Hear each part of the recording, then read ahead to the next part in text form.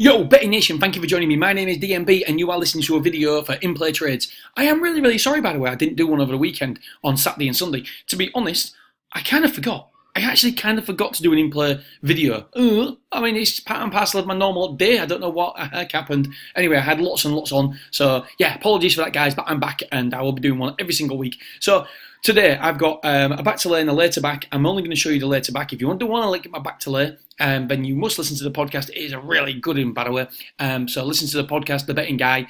All right, okay. And by the way, just search The Betting Guy on any podcast device, and yeah, there I come up. Right, so 2:30, this little beauty for us today.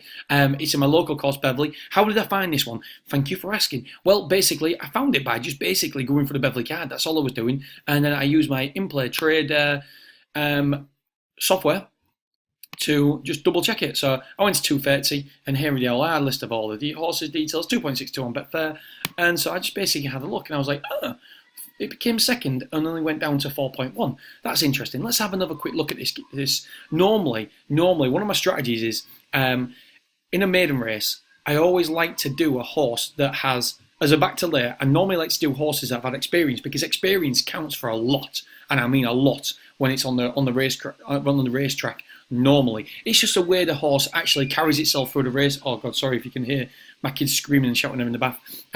Yeah, normally you can see by the way the horse carries himself through the race, you can always tell a horse with experience, or normally speaking, because it's more, understands its job more, it's more streetwise, if you like, just travels better, and just the pennies dropped.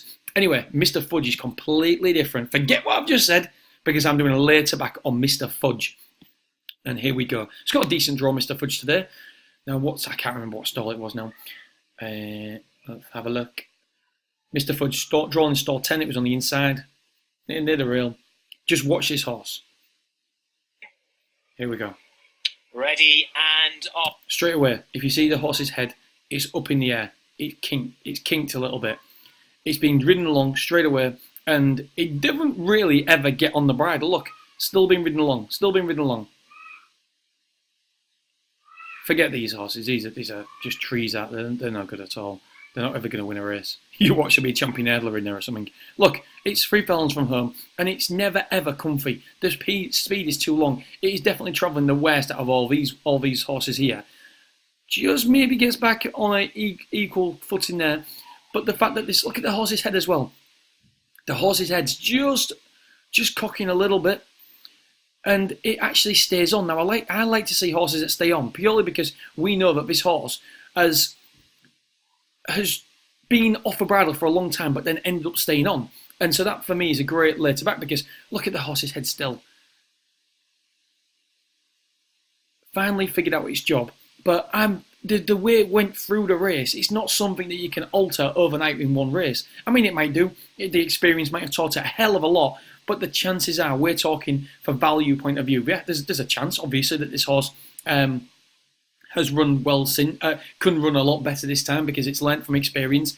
But there's also a huge chance that you can't put all that together in one running. So stall 10, just doesn't come out the stalls brilliantly. Gets ridden along from the start. The horse's head is all cocked. It's lulling to one side, then it went to the other side a little bit. It's just these little fractions, these little things that make a big difference, especially to in-play traders. I know what these guys look for. I used to be one, sat on the race course. I was never very good, by the way. I was never as good as these boys. Some of these boys are absolutely incredible. And look, just getting ridden along. I'll show you the price of them other ones. 66.25. So there. Oh, that one must have finished. Anyway, yeah, that's an in-play trade for me today. I'm going later back, 30 to 50%, and yeah, I think it's great value at that sort of price. 30 to 50% of your stake. Betting Nation, have a wonderful bank holiday Monday. Thank you so much for tuning in. I really appreciate all the awesome messages you guys have emailed me last week. Yeah, last week. Okay, Betting Nation, thank you again, and I'll speak to you soon. Speak to you tomorrow, promise. All right, guys, girls, see ya.